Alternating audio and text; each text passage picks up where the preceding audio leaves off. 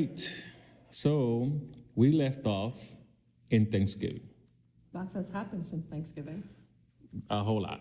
A whole lot. Speaking of which, how was your Christmas? Christmas was good. Christmas was really good. Actually, we had a sabbatical Mm-hmm. for Christmas from work, and sabbatical is taking a rest. And I don't know about you, but taking a rest is difficult. Is taking a rest difficult for you? Like resting? Seriously. All I do is rest. Question. This is a serious question. All I do is rest. No, look at me. I'm a resting guy. That's what I do. You don't get this way by, working hard. I'm just saying. Ooh, gotta get that in there. Okay, seriously, is resting something easy for you to do? Well, it was back then, and here I'm dating myself, talking about you being old. But why you need to throw that in there? Seriously. Que la verdad, Okay, la verdad. resting. Do we want to talk about the fact that you resting. are missing a rib? We're talking about resting. Okay, We're talking so about resting. talk- Is it difficult to rest? Seriously. That's the Talking serious about resting, yes. Right now, for the past couple of years, it's been difficult resting for me, but I think it's not just because I'm older. It's mainly because of what you're going through personally. So I've always been an early person, as you already know.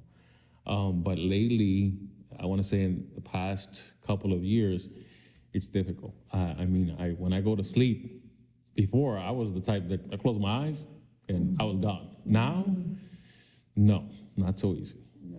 So, but you're talking about resting in regards to not only not going to sleep, but you also can't quiet down your thoughts, right? Yeah, and resting in general, and I mean, we're just diving right in. Mm-hmm. But it goes back to your question about Christmas. So the church decided to give everybody a sabbatical, which means that just a whole week of rest.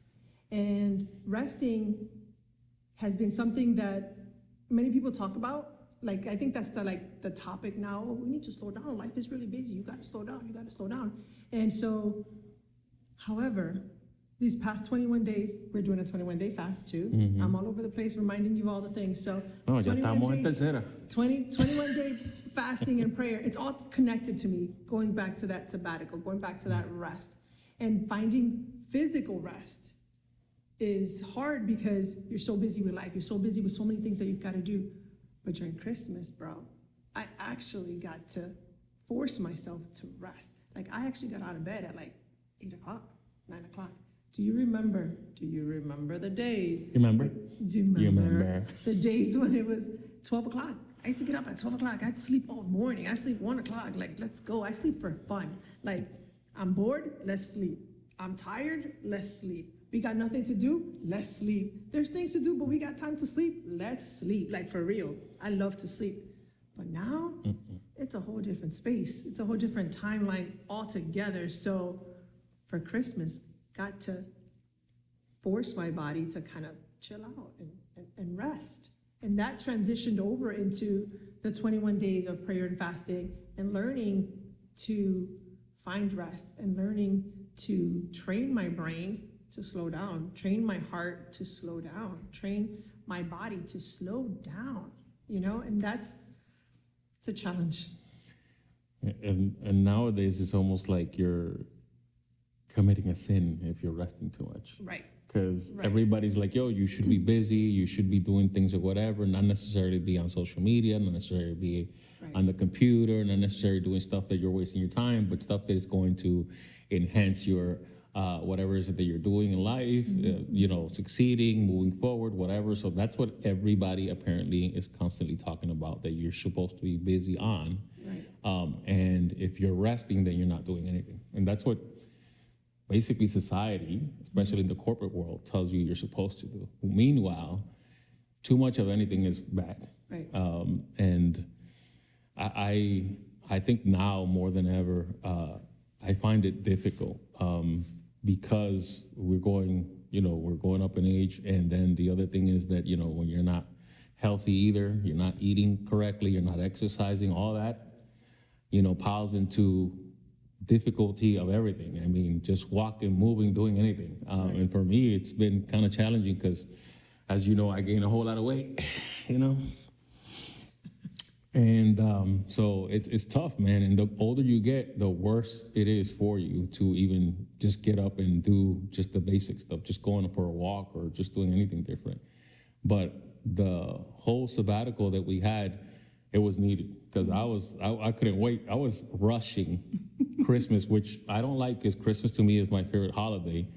But I was like, yo, I can't wait till the 28th that we're gonna be off for the next 10 days. And I so don't wanna rush, this month, but I just want those days. And after I had them, I was so grateful, but because I'm not used to not worrying about waking up, it was difficult the first 2 or 3 days, but then after that, I was able to sleep a little bit more, so I can definitely relate to the fact that you felt like, wow, I'm actually getting some rest. And although between me and you is different though, Right, because right. you You're got a lot going on. Right. But you know what? You said something that I want to talk about. You said about feeling guilty to rest. And I think that is so true. I don't know about you, but sometimes I would feel, here I am watching TV, or here I am reading, or just chilling, when I could be cleaning, I could be doing, you know what I'm saying? Like, oh, I have to catch up on this, I have to do this, I have to do this. Like, there's always a to-do list. And to feel that I'm not doing what I could be doing when I have time, you get that place where, like, well, I should be doing, the dishes are piling up, or the bathroom needs to be clean, or I need to go wash my car, or there's always something to do. So when you sit back and you try to rest, your mind, some of us, our minds are running like, okay, well, I could be doing something else, I should be doing something else, and you really don't get to rest. But that guilt it's not right. It's not something, but we've been trained and conditioned. This, you can't be still, you should always be doing, maximize your time. And depending what your situation is, because sometimes it's either you're an autopilot all the time and not realizing that there's other things that you could be doing or you should be doing, whether it's spending time with your family, spending time with your spouse, spending time with friends, doing other stuff or whatever besides what you do throughout the day, because you're missing out and time goes by so much faster now than ever. I mean, I've heard grandma say that so many times when we were a kid. Oh, que si tú sabes que la semana van a ser día, que si la semana van a ser meses, just the way that she did it. And I'm like, oh my God, like really? Like you're trying to tell us that we don't got enough time? Like we got all the time in the world. You don't got enough time.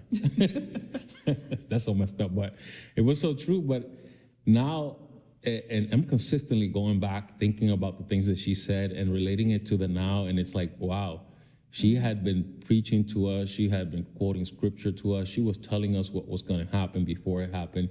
Now we're actually living it and breathing it and seeing that the years are flying by. They are. And time does go by. And you can't recuperate anytime. So you have to make the best of the time that you have, or if not, before you know it, you're 40 and gray, But society takes us to that place. You go into just retail alone. Go to the stores. For Christmas, I went to the stores.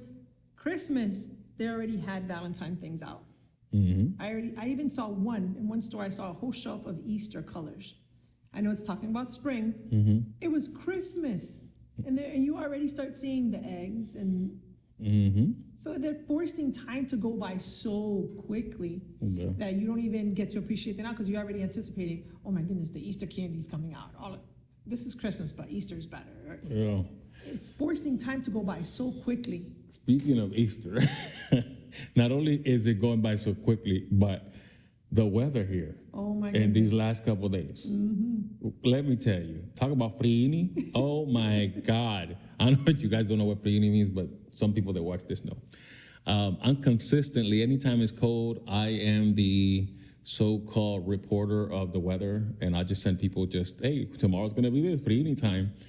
And I'm enjoying it, but let me tell you, Friday, It dropped to 35. I left the house, it was 32. We're in Florida, people. 35. In case you didn't know, we're in Florida. 32, nah, that ain't even cute. No, it's not. Nah. And then you talk to our family up north. You know who I'm talking to? Yeah, that's summer for us. That's exactly. That's what they say. I'm not going to mention anybody's name. My dad was like 35, Marty. Man, that's like summertime for us. And it's funny, for the last, honestly, for the past 16, 15 years, the weather here has been so unusual. I mean, we're not getting the cold weather that we used to get around October and December, November. I mean, it was kind of the weather that we're having now, where it made sense. And then all of a sudden it just changed, and now it's just sporadic. We get 80s on Christmas. We get 71 on just the afternoon or whatever. And then after that, it's just 90s and 100. And it's like, yo, what are we talking about? It's Christmas. And then all of a sudden January comes in and it's like, tu querías frío, toma frío. Nah, man, it's been ridiculous. But it's so funny because I was like, on Friday, when I got out of the house at like 3 o'clock in the morning, I was like, oh, no, this is a little too much. But I didn't want to walk in the house. I just said, you know what? I'm already out. Let me go in the car. And it was cold. It was so You know how the freaking windows cold. get like frosty? Well, my windows had, and they looked like it had snowflakes. I did take pictures of it and I sent it up north and be like, listen, we do get snowflakes in Florida. It's cold enough. The grass had like condensation and it looked like it was frozen. Ice, Yeah. But anyways, let's get out of the weather topic. I don't even know how we got in there, but it has been cold though. But it's actually good because I think I enjoy the weather in the morning cold because I don't know, coffee just tastes so much better. Just give me an excuse to drink coffee. That's just me. And in the morning cold coffee, not perfect. And if I could stay home, that's even better. Pero anyways, you can't have it all. But staying on the topic of relationships, Okay. I know that there was a couple of things that happened during the Christmas week. Well, I love for Christmas.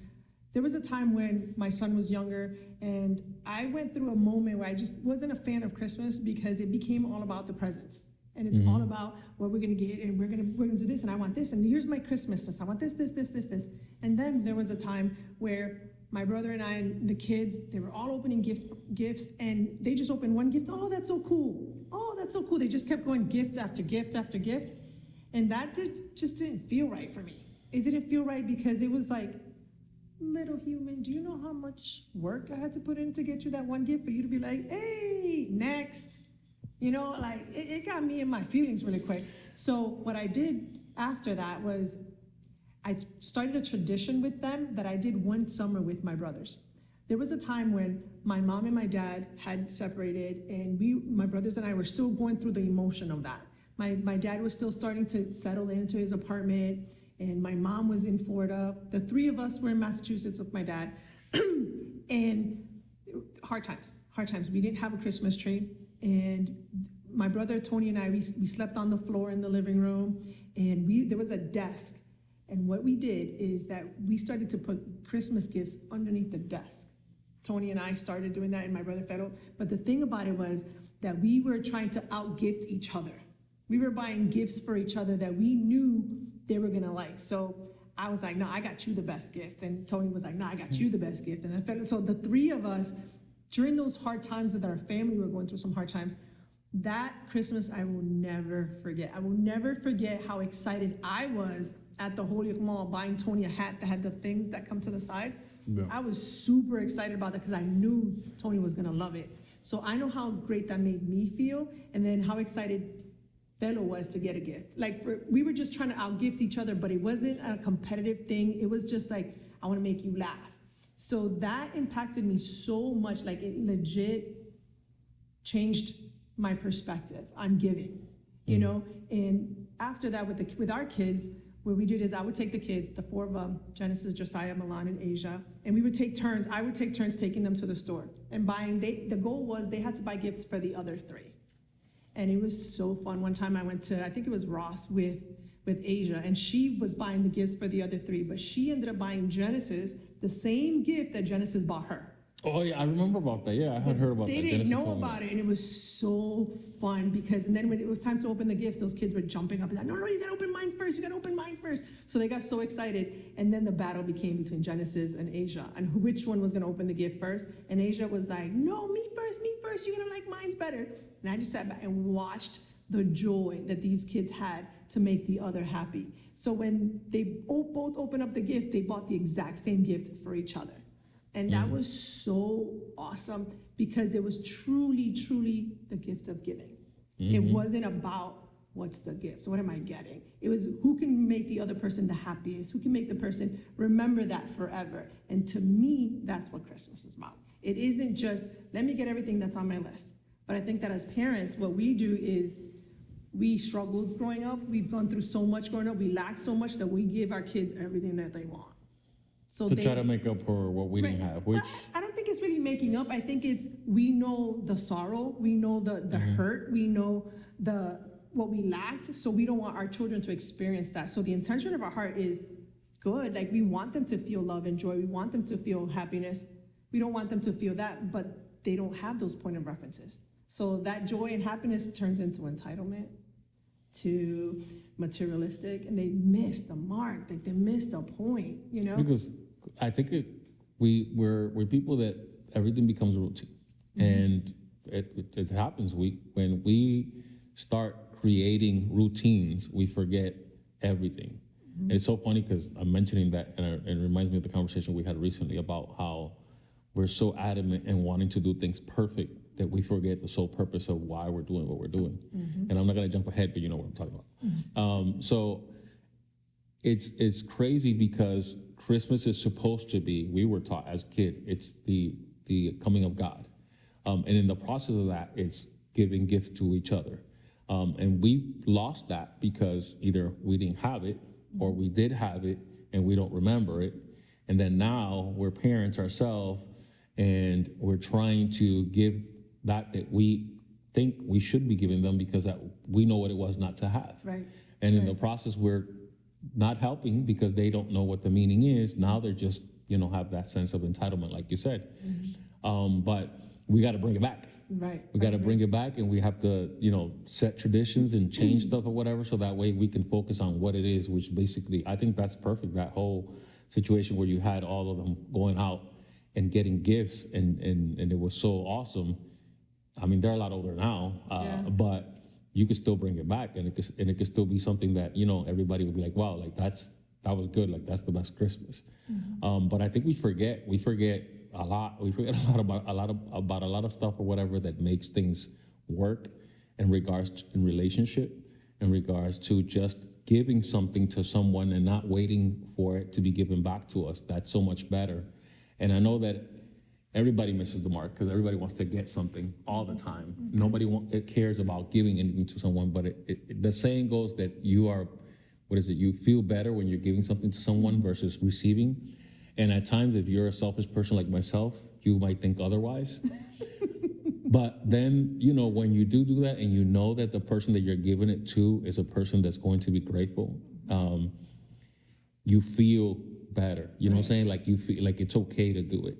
But sometimes we forget. I mean, I remember when last year you, out of nowhere, called me and said, hey, where you at? I got something to give you. This, that, whatever. You're so adamant in wanting to give it to me. And I was like, yo, I'm going here, but can I meet you? You just wanted to give it to me. Right.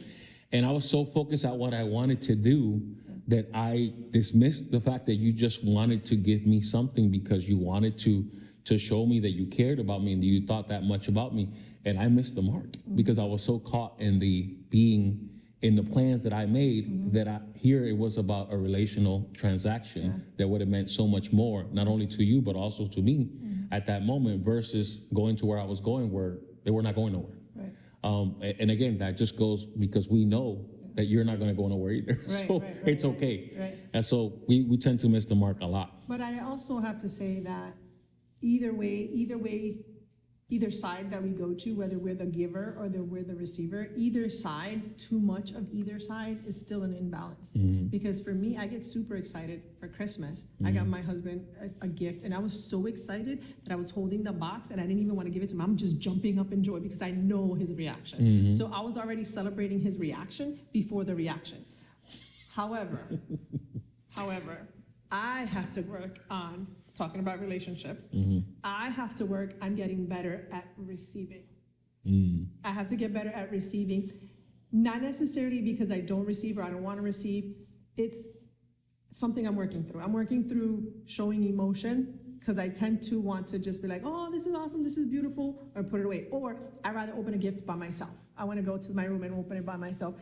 I don't know. I'm not saying it's right. I'm not saying I should keep it that way. What I'm saying is I got to work on it. I got to work on receiving the gift, because just as I was excited to give him the box, let me tell you, Pepe, I literally just held the box and I was like, oh my God, I'm so excited. And instead of giving it to him, I was so excited knowing what his reaction was going to be. So I celebrated knowing, and then I celebrated watching. But I don't do that. I don't allow someone to watch me enjoy their giving. And I struggle with that. I struggle with that big time. And I realize that a lot, especially in my marriage too, these past 3 years, there's been times that I'm excited for what I was given, and I don't know, como que me pasmo. You know what I'm saying? Like, I just like, well, this is great. And I don't know why. I know it's dumb. But I just kind of like freeze. And there's been times that I've seen a gift and I'm just like, that's so awesome. All in my head, I'm like, all the energy, all the effort, all the thought to get to there. And because I know it's so much that was put into that, I don't know what to do. You know what I'm saying? Like, I'm just like, oh, thanks. Like, I don't feel like I know how to react back to. I get embarrassed. I get embarrassed. I don't even know. It's almost like, and probably this is going to be totally off the subject, but it's the same thing. It's almost like when somebody tells you somebody died. Like, what can I say that's going to, that I'm going to show them that I have empathy? You know what I'm saying? And sometimes I just stay quiet, but I almost feel like that quiet, it does not help either. It's like, yo, you got to show some gratitude, right, or you got to show some empathy in that situation. Yeah. So it's almost like, and mind you, I'm someone that I always have something to say. But when it comes to that, it's like, I don't even know how to react. Yeah. And my biggest issue is I was brought up in a home, oh my God, you know why I'm saying this. But I was brought up in a home where every time somebody gave you something, there was something behind it. There was another intention. There was another intention. They wanted something in return. They wanted something in return, and they let you know. Oh, well, you know, la otra mano lava la otra mano. Or, you know, you scratch your back, I scratch your, you know what I'm saying? So every time, and then seeing that and hearing that, the times that I spend in my certain family member's house or whatever, it just basically kind of like traumatized me. So, and then, you know, we go through different things in life, and sometimes when that's the overall way that you see things, you tend to see things all the time. That there's nothing can. So that means that if I give you something, you automatically think I'm expecting something in return, or I'm gonna use that against you later. Is that what you're saying? Not you. No, but I'm. But yes. Okay. Yes. So I and. So how do you get out of that though? Not just how do you get out of that. Not me, Marilu, because there's nothing you can do to push me away, bro. Yeah, I know. Yeah. However, is that your default? Like, this is a legit serious question. Is that your default setting with every human on this planet? So if anybody gives you anything, your default setting is they're going to want something in return, or they're going to use this against me later, or they're going to require something later. Is that your automatic? My default, everything, everyone, there's always something behind it. There's nothing free. Okay. That's always my default. I don't want to see it that way, but it was just a part of my life as a young adult that it was pushed upon me. Okay. And then when things happen that didn't need to happen as a kid with certain situations, and I was being given gifts for that they took away from me, that should have never been taken away from me, as a compensation. It was like, basically, you know, since you allowed me to do this, I gave you something that I know that you wanted. Right. So, and that's so wrong, but it always takes me to that. And mind you, I'm a grown man. Right. I'm not that little kid, but by default, I go there. And then, like, even with my sisters, especially, you know, I got sisters that consistently want to give me something on Christmas or something on my birthday or whatever. And I don't like when they do that, because I'm just thinking, oh, that's going to come back later. Yeah. You know what I'm saying? Oh, well, you know what I'm saying? And it's like, and it's because we were brought up in the same house. Right. I mean, so without even realizing, it's something that I just by default go to. Me buscaron esto, now I'm obligated that I have to, you know, be available. I'm obligated that I have to deal with, and that might not be the case. As a matter of fact, I know that's not the case, but I can't help being that way.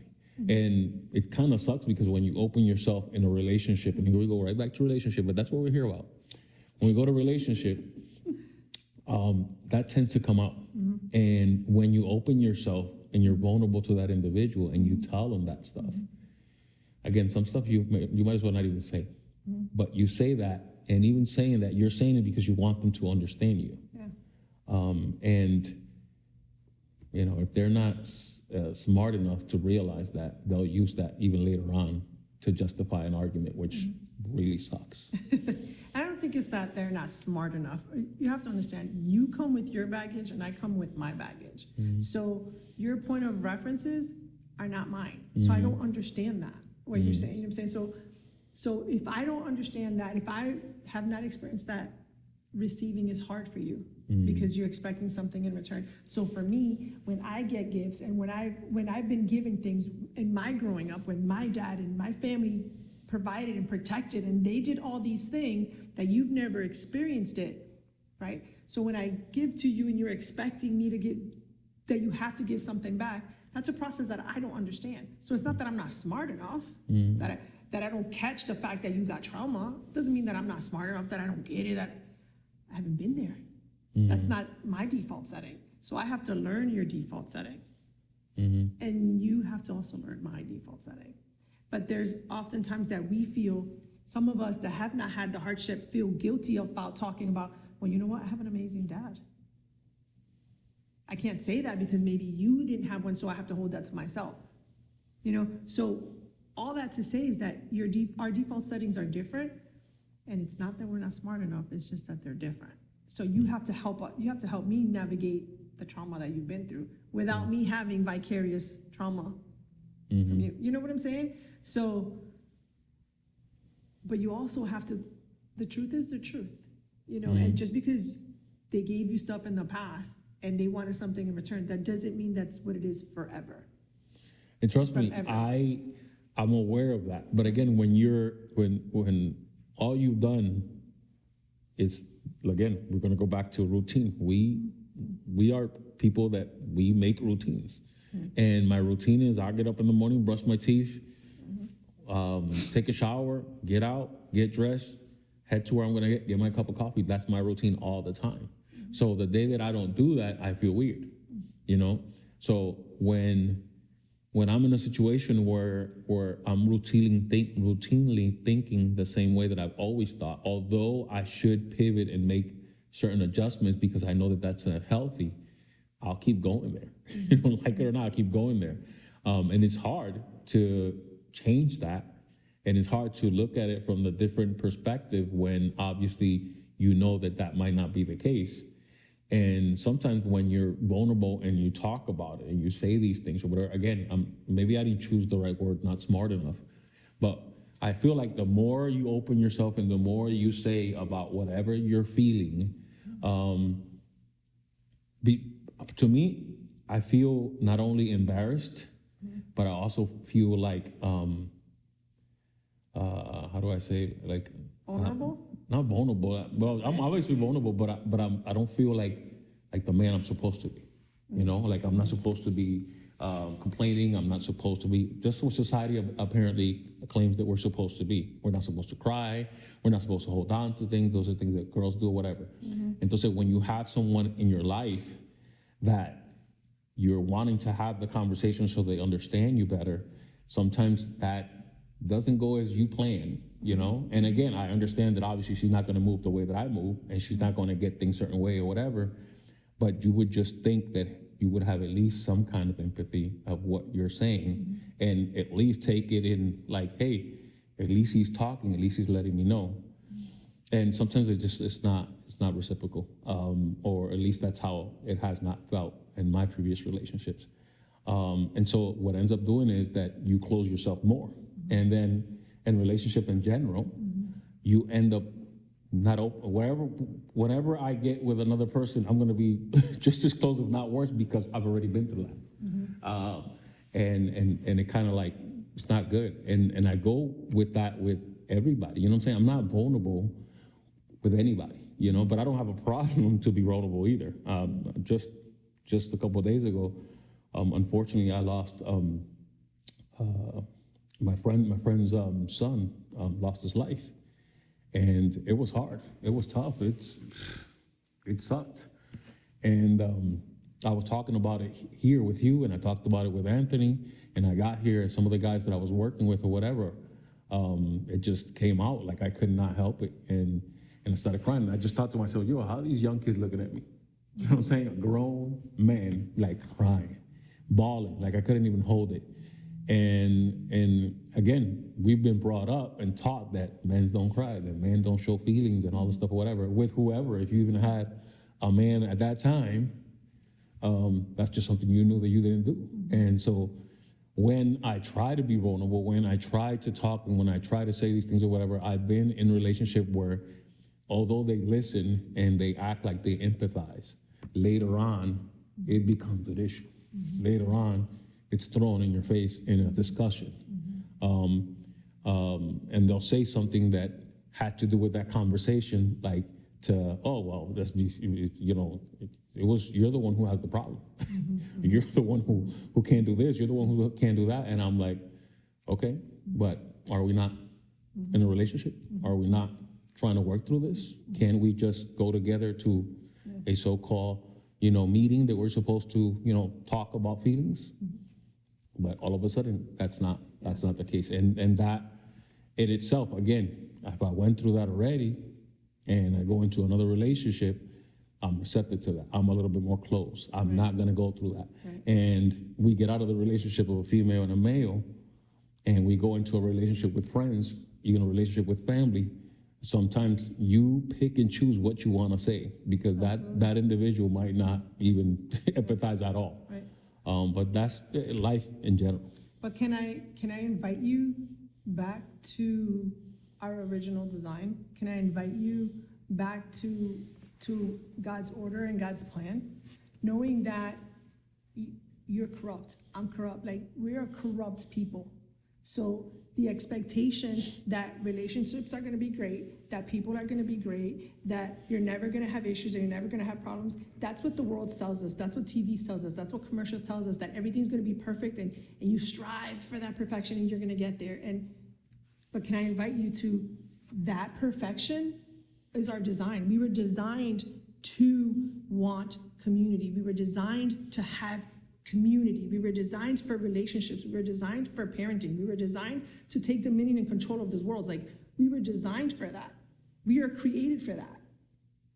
Those of us that believe in God, Genesis 1 and Genesis 2, and I know that you probably hear me say it all the time, but that's our design. We were designed to be in total communion with God, in perfection. We don't live in that space. We don't live in that space. We don't live in perfection. We don't live in what God designed, because it's such a corrupt world, but that desire is still in us. It's always going to be in us. Now, the more we experience this pain and suffering, the more we do this hardship, the further away we get from God's design.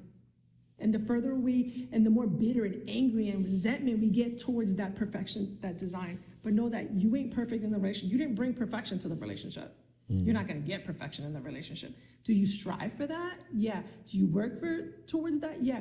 I'm not even saying I don't have it. Like, none of us have it. But all I'm saying is, can we have inner peace? Can we have joy within ourselves to say, you know what? I'm going to embrace this suck, right?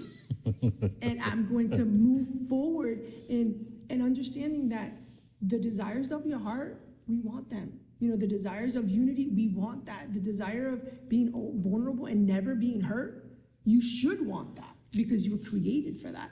Are you going to get that? It's not going to happen. We don't live in God's original design in Genesis 1 and Genesis 2, where there is perfect harmony. There is perfect harmony. But we live after Genesis 2, Genesis 3, where sin came into the world, and there is no perfection. Now, what happens is that we will kind of depend on our sin, depend on our failure, and be like, well, that's just the way that I am. I've learned that. That's all that I know. We can't stay there. My trauma is my trauma, and it's existed and it happened. But if you believe in a God, that trauma doesn't have to stay the way that it is. Not for forever. Because God can change that. But you know what science also says? That your brain has the capacity to change that. You can rewire your brain. Neuroplasticity says that the more you do the same thing over and over and over and over again, your brain can change. It can do that. And why? Because God created us perfect. He created us to always try to go back to that design. And the only way we can go back to that is through Christ, through the cross. That's the only way. That's the only way. But all I'm saying is that hurt, that trauma that you've been through, the pain and suffering that you've been through, it's not something that has to stay damaging forever. It doesn't have to. You don't have to stay angry. You don't have to stay bitter. You don't have to stay resentment. You don't have to live in that space. Can you get out of that forever? No, you're human. You're in Genesis 3, bro. It's going to be there forever. But you don't have to live it. You don't have to walk that out all the time. You don't. And it's hard, not only for you, and I mean, we're talking to you, but I'm just saying, like, in general, like, it's hard for you to live in that space, and it's hard for me to live in your space. Yeah. You know what I'm saying? Same way that it's hard for you to live in my space. And be like, oh, well, she's got it all together, and she's all happy and jolly all the time. No, it's not. You think it's not easy, you know? And compared that to the physical world, for example, I've had issues growing up. I had issues keeping my weight. I always lost weight all the time. And people are like, oh, that's so great. You can eat whatever you want. You got skinny. You know, it sounds great when it's not a struggle for you. But for me, it was such a struggle. It was such a struggle for me to keep my weight. So what seemed beneficial for somebody else was a struggle for me. And nobody understood that because it's beneficial for them. They want to lose the weight. You know, and so that's what I'm saying. Like, your struggle isn't my struggle. My struggle isn't your struggle. But you know what? We can still move forward in our struggles. We can still do that. But understand that your struggles are heavy, bro. My struggles are maybe they're not as heavy to you as they are for me. Maybe I could only lift, 20 pounds, and you like 20 pounds, I do that with my pinky. My struggle isn't that heavy for you, but it's heavy, but we don't have to live there. We have to remember, if you believe in Jesus, if you accepted Jesus as your Savior, and that's the cross you're carrying, those are the things that you're dealing with, understand that even though that's where you are today, God knew you before that. God knew you before any of that happened. And he still loved you then. He still died for you then, knowing where you would be today. But you don't have to stay where you're at. You don't have to stay there. I just have so much fun staying here. As you can see, look at I don't think the word is fun. I think it's comfortable. I don't know about being comfortable. There's nothing comfortable about this. This is just being used to. But it's being easy. used to It's just easy to stay accepting. Okay, I guess easy to stay there. It's more of this is what I know. This is what I can control. So I'd rather just stay where I'm I'm sorry. at. That's what I mean. I'm not Yeah. saying that it's easy. Like, oh yeah, I want to be miserable. I want to be angry. That's not what I'm saying. What I'm saying is, if that's what you know and that's all that you know, then it's easier to stay in that. It's easier to stay there. It's harder to get out of that brain space. It's harder to get out of that processing. It's harder to do that.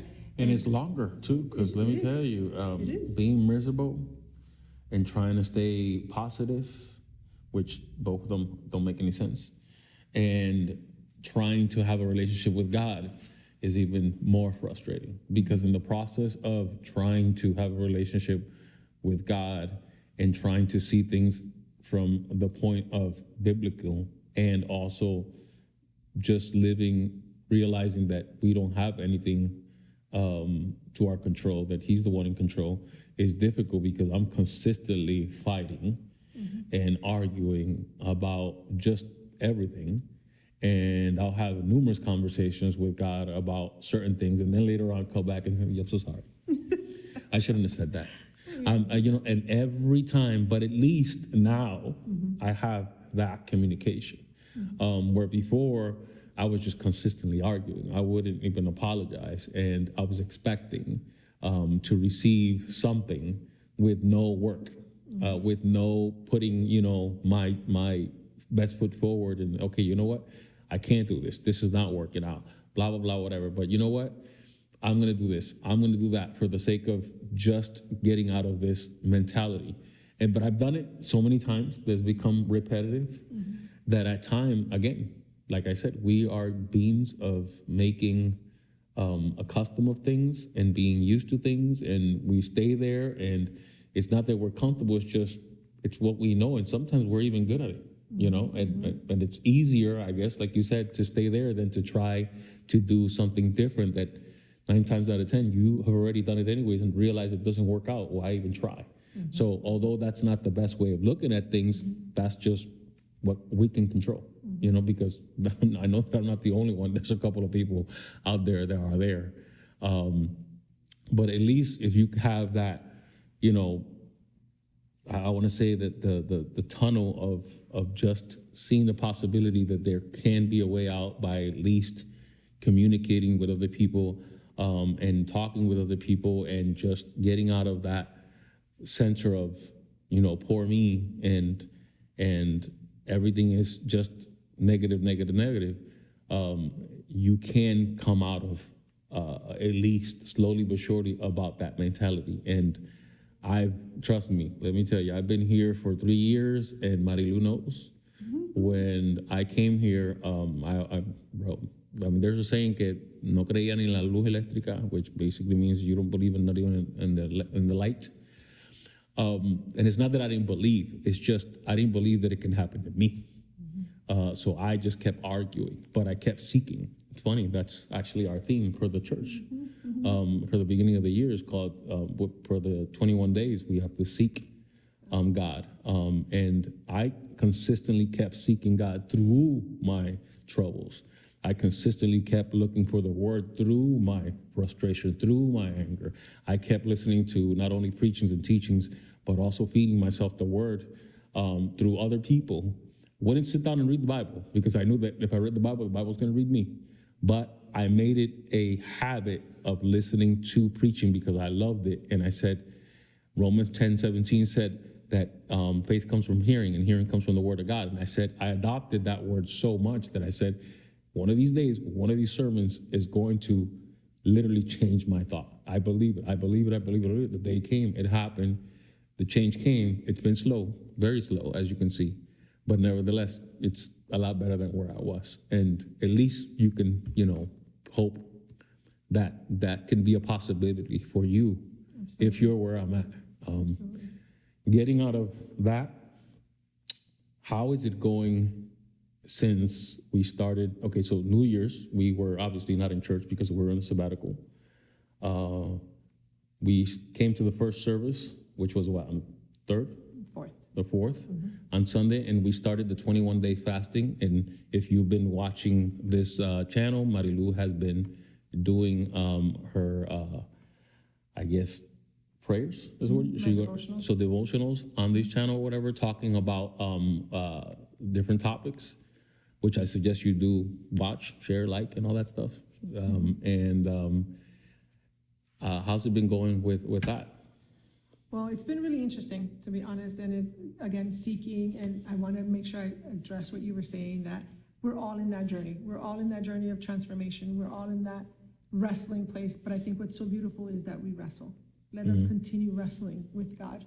You know, not just wrestling outside of God, but just wrestling with God, with our misunderstandings, with our uncertainties. Like, let us stay in that space, because then there's hope. And that's where it says the hope of glory, you know, that we can have that, still have that hope, even if we don't understand it. And it's really hard to reconcile what you feel, what you're going through, what you see, what you're witnessing, to what the Word of God is saying, to what you know of God. It's so hard to reconcile reality, current reality, with eternity, current temporary time to eternity. It's so hard to reconcile that. And I think in the 21-day fasting and prayer, for me, it has been very vulnerable. It is. It's a place of not talking about leadership or not talking about work, or it's just knowing me very well as I seek God. And I've even said that in the devotional too. I read in my devotional that I'm going through, it says, know yourself so that you can know God. The more I've learned about me and the more I dig into who I am, I realize how far I am from where I need to be. And seeking God has really recognized many areas in my life that I need to work through. And it's not about what we do with the people, it's what we do with ourselves, how our relationship with God is, how our walk with God is, and how that alone should impact the world. That alone, it isn't about scripted sermons or scripted preachings or scripted workshops, or it's where's your walk? Who are you as a person? Where's your integrity? Where's your character? Because that is what influences everything. Yesterday in the ministry teams conference, the speaker said, he talked about if you're serving is what guides your theology, or is your theology what guides your serving? Like, why are you serving? Are you serving because you're supposed to serve, or are you serving because you're so grateful that God has called you to serve? Like, that mentality is so different. And again, it goes back to your personal walk. Where are you really with God? What are you really, do you really have your own time with the Lord? Do you really apply it to all areas of your life? And that's what the 21 days fasting has been for me. The fasting, the fact that we don't eat bread, we don't eat sweets, and we don't eat meat, okay, we something that we have to do. I really haven't focused too much on not doing that. I've just made that a part of my daily living. So I don't want to think about it too much. But when I do, I'm just like, all right, remind yourself, Marilu, get on track. It's more, again, sacrificing something physically so that I can say, all right, God, I surrender. I surrender. You said something a couple of days ago when we were having our early morning. Our morning sessions. I had said, because you had asked me how was it going with my fasting, and I had said that last year really wasn't the best time for me, and that this year I feel like I'm doing a lot better, but I am consistently focusing on what I am going to make for me to eat and what I can't eat, that I am missing the mark. Mm-hmm. And because I know that, I was angry and frustrated with myself, mm-hmm. but I had to give myself that grace that, you know what? At least you're doing it. Mm-hmm. And at least you know that you're doing it better than last year. Mm-hmm. Why don't you just dwell on that versus being so negative on the fact that it's not where you want it to be? Because I'm that guy that if I say I want to do it this way, I'm going to focus on that way, but then I missed the whole concept and the whole purpose of why I was doing it, because I'm so adamant in trying to do it exactly so perfect that I forget the whole concept, which, going back to the fact that you were talking about how your nieces and nephew did the actual gifting thing and they learned what it was about Christmas. Now they're so just focused on being entitled and focus on all this other stuff or whatever, because they lost their focus.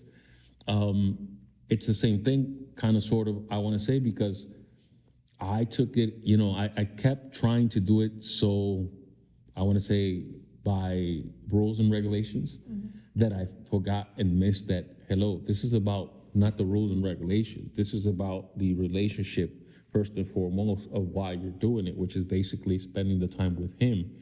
Everything else should be secondary. But I kept putting that first, that I forgot, mm-hmm. That purpose. You had said that sometimes we focus on that and we realize, or we don't realize, how far we are away from God. Mm-hmm. Can you elaborate on that? Because I thought that was actually good.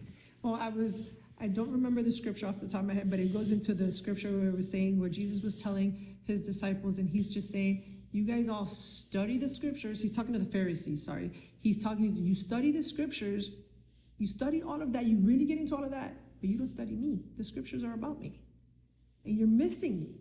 Like, you're going gun-ho 100 miles an hour about me, but you don't spend time with me. And that's where the fasting came in. Like, I'm so paying attention to make sure all the things, that I follow all the rules, that I'm missing the point. Why am I even doing, what's the point of fasting? Why am I not eating sugar or sweets? Why am I not eating meat? Like, what is that doing? What's the point? Am I trying to lose weight? With intentionality, like, really be intentional. Like, I'm giving this up for this. Now, I think there's a fine line, though, because if we say, I messed up, I'm saying, like, I did, so I don't want to keep going. One, like, I already did wrong, I don't want to keep going. Or I'm so obsessed with the details of everything that we missed the mark. Or I can just be like, hey, let me get back up and let me just kind of pivot my thoughts and keep going. And that's the part that I think is really hard on us. I think that's the part that we don't give ourselves grace, mm-hmm. to say, stay focused, like, don't miss the mark, don't miss the mark. But you said that when you're so focused on that you do wrong, it just shows how far you actually are away from relationship with God. Because if you were actually closer to God, you would not be focused on that. When you said that, it kind of like lit me up, because I'm like, yeah, you right? I'm not gonna debate that with you. Right. But it took you saying that for me to realize something that is so obvious. And I think that no puede ser más claro que eso. Like, it can't be more clear than that. Like, if you're so focused on trying to be perfect on that apparently we were accustomed to, that we needed to do, and there was a certain way of doing it, then it is obvious that you are not right with God. Because if you were, or if you actually had the relationship with him, that would not be your focus. And talk about a smack in the face. Well, there's two things. There's the difference between feeling guilty and feeling condemnation. Guilty and condemnation actually go the same. There's a difference between condemnation and conviction. That's where the difference is. And that's what we were talking about. When we fail God, when we fail, we fall short, and we're just like, oh man, come on, I know better. I know better. We can reconcile right back with God, because we're checking ourselves, we're disciplining ourselves, we're structuring ourselves, but we're still loving ourselves, and we're giving us grace to say, you know what, man, I let God down. Let me align myself again. Where it's like, I am so messed up, God would never forgive me. I messed this fast so bad. ¿Pa qué? For what am I gonna fast for? We get so far into guilt and condemnation that there is no grace to come back to the Lord. We just get further and further and further away. If my dad ever said he was disappointed in me, that was the worst thing my dad could ever say. If my dad told me today that he's disappointed in me, that is the hardest thing I could ever process, because it's my dad. I never want to disappoint my dad. I'd rather my dad had punished me, taken away my blow dryer, because back in the day when we used to blow dry your hair, take anything away from me, punish me. But disappoint my dad? No way. There was no way. I never wanted to disappoint my dad. I don't want to disappoint my dad. But I know that I'm going to. I know that I'm going to let him down. But to disappoint my dad? No way. And that's what the relationship with God is. That it's like, you know what? I'm going to do right, and I want my dad to be proud of me. I want my dad to say, that's my daughter. Look what my daughter did. I want my dad to feel like that. And that's what God is looking for us to do that. Be like, he ate some pan, he ate some steak and some bread. But you know what? Look at him getting back up. Look where he's going. But that we do that, not that we're like, oh, God's gonna punish us. No, it's like, I love God so much because God has done so much for me that I'm gonna align myself. That's the posture of our heart. That we can get to that space. Not, man, why am I gonna keep doing this fast? Why am I gonna pray? For what? I'm gonna do 21 days and I'm gonna go 100 miles an hour, and then come February, March, April, I'm gonna be right back here. If we have that mentality, that's guilt, that's condemnation. It's like, nah, I'm gonna get back on track. I'm gonna be stronger this March than I was last March. I'm gonna stay on track with that versus staying in guilt, staying in that condemnation. Like, if you feel guilty about honoring God, if you feel guilty, and guilty means, or condemnation means what I am doing, not who I am. You know what I'm saying? So conviction says, this is who I am. I am a child of God. I want to do things right. So my actions reflect who I am. That's conviction. So I am a person that's going to faithfully do this prayer, do this fasting. So I'm convicted because who I am is to honor God. But what I do goes into condemnation. If I am what I do, then then I did the fast wrong, then I'm wrong. I did the prayer wrong, then I'm wrong. I failed in that, then that's why I'm a bad person. I'm a person of failure. So what I do defines who I am. That's guilt. That's condemnation. That's not what God's called us to be. God's called us to be in a place of conviction to say, dag, I legit messed up. But you know what? Because God loves me so much, I'm gonna get back up, and I'm not gonna do that. I'm gonna fight against that all the time because God loves me. So my sin isn't who I am; it's what I did. So I need to get out of what I did and stop taking that what I did and make that my identity. Because if what I did is my identity, I don't have an identity because I'm everything that I do. Different space. I think well, for those of you, if you ever even have done a fast, there's many fasts in the world that we live in that people do now.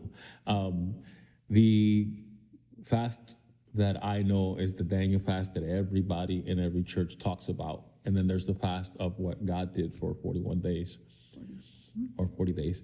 And totally different one from the other. And this is not a marathon. It's not a sprint. It's not a sprint. This is a marathon. And if you can do it with someone, you have a better chance to succeed.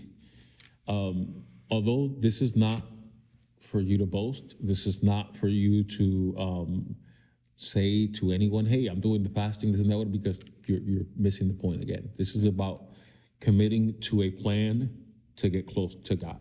Right. And only the plan for Him, with Him, every day. Not to be announcing, not to be boasting, not to be comparing things. And it's hard not to do that when you're trying to do it in community, because the reason why you're doing it in community is because you can hold each other accountable, Right. and that's easy. But the sole purpose of you doing it is basically to get closer to God, and it should be something behind closed door, in a corner in your house, spending that time reading the Word and just basically praying and abstaining yourself from the joys of eating. And whatever that may be for you, it doesn't necessarily have to be what it is for Marilu or for what it is for me. It's the plan that you basically said you're going to do between you and God. And if you can keep that between you and God, then you're not going to be feeling guilty when you do something that you know what I'm saying, wrong, because nobody's going to look at you. Because the first thing we think, oh, somebody's going to say, no. If they don't know that it's between you and God, then it's between you and God, and it's not going to be such a big deal. But there's nothing wrong in doing it corporate. There's Right. nothing wrong in doing it in community. If you've never done it, I suggest you do it in community. It's a lot easier. But the sole purpose is for you to spend time with God in the Word, and just overall praying throughout the day, and just staying, as close as you can and align with the Word of God throughout the day. That is the sole purpose and the sole reason why we do this. And it's something that we try to do in the beginning of the year, corporate. It's something that you should be doing actually more often than just once a year. Right. But this is just a reminder. When we do it corporate, it helps us because it holds us to, hey, everybody's doing it. Why not? And ever since it holds us and say, hey, how do you do that? Yes. Does this work for you? Does this work for me? Like it holds us not only accountable, but it's like we lock arms and we move forward, because some areas that you may not know, I may know. There's a lot of areas that I don't know that you may know. So it is not only the place of accountability, but that place of support, that place of unity. And this one right here, she's like allergic to the kitchen. So not knowing what to eat the first time around, which was funny. What is it that you eat? Because you've done it, when I first got together with her to do it. And I was like, well, I did this, I did that. And I started cooking stuff for us. And it was funny because there were certain things happening to her body that has not happened before. And she got a little too overly excited. I'm not going to go into that. But she was like, is this supposed to happen? And I'm like, yeah. And she was like, oh, I like this. So it was pretty funny. That was the best time I've ever disciplined myself with the fasting part. Yeah. Because remember I said I struggled gaining weight? Food was never a sacrifice for me. I'm just like, whatever. I don't really even want to except chocolate. Yeah. That's a whole different conversation. But those time I was able to learn what fasting was like, because you taught me. I didn't really know how to live through a fast without obsessing on the food, which is a grateful thing. She said, I taught her. I know you're looking at me and how can he teach her? Look at the way he looks at Mira. Tú sabes que I wasn't always this way. Well, actually I was. Stop it. But then it just came back. Stop it. God's doing things. That's all that matters. That's all that matters. We're focusing on eternity, not on what's happening here in this body. But I think is you should try it. You should try it. I mean, it's gonna be something new. It might be tough, especially if you're somebody that snacks all day, all day, every day. It's going to be hard because obviously you're going to have to discipline yourself to cut down on that you snack throughout the day. And again, my fast, her fast, your fast is going to be different, and the sole purpose is to get close to God. However that may be, that's between you and God. Right. But you should try it out. It's actually pretty good because you realize, it's not as bad as I thought, and you realize that you can be disciplined. And after those 21 days, which obviously, I don't know if you guys know, it takes 21 days to create a habit. So if you can do that for 21 days, you not only created a good habit for yourself, but you can be consistent after that and maybe not eat so many things that we normally eat throughout the day. So there's some positives to that besides just getting close to God, which is the sole purpose. You can implement that after that, if you decide. But the fast that we're doing, you find it in Daniel chapter 10. Daniel chapter 1, Daniel did a 10-day fast, and that's different. And then they did the 21-day fast on Daniel 10. So there's different ways, and our church has kind of mixed a little bit of what that looks like for both Daniel 1 and Daniel 10. So for us here at Faith, what we did is no bread, no sweets, and no meat. However, we also added the other part though. We did the soul, what we call like a soul fast. Like we fast things that we tend to use all the time that be a distraction. And that's individual. That's between you and God again. That is, some people are doing social media. They're just fasting social media. Some people are doing streaming. Some people are doing their phones, whatever they're doing. Yeah. I will tell you that has been, for me, the one that I have felt. I have felt that. Me too. I have felt things that I decided, I was like, you know what? I'm not going to do that. I have noticed how much I did it. I didn't realize how much I did it. I am very, very adamant in staying informed. I listen to the news. I watch the news all day, every day. That is my pet peeve. That is what I do. I love to be informed. I love to see what's going on, and I love to hear conversations, so I can listen to podcasts all day long. And my biggest thing has been because I decided that not only was I going to do the fast corporately with the church, but between me and God, so that I can focus on Him, I decided, you know what?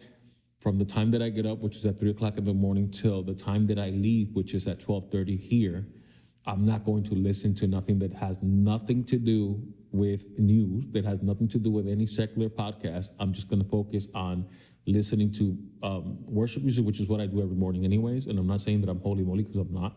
But I try to start the day well. And the first thing I do is what's the proper word? Consecrate myself with listening to worship music as I get up and when I get here. And I'm constantly praising God throughout me getting ready to do the things that I'm supposed to do here at the church where I work. And that's just a state of mind that I've been consistent in to try to stay positive. Although, let me tell you, I missed the mark right after a certain time. I kid you not, because I'm so quick at being upset. But nevertheless, you know what? I'm pretty sure God says, at least he's trying, at least he's doing. And I'm proud that at least I've been consistent in that. And doing it this year that way, let me tell you, it's been tough because there's a lot going on in the world. I don't know if you guys know. I hope you guys enjoyed the podcast today. Don't forget to share. Don't forget to like. And tell us your journey.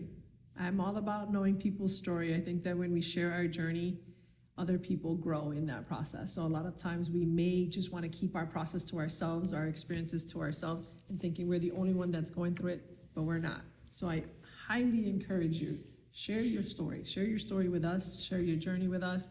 Share it with someone else, because God is in the mix and God is making moves. And sometimes you may not see it, but when you share your story, you'll see what God is doing. We'll see you guys in the next time. Don't forget to share. Don't forget to like and subscribe. Bye.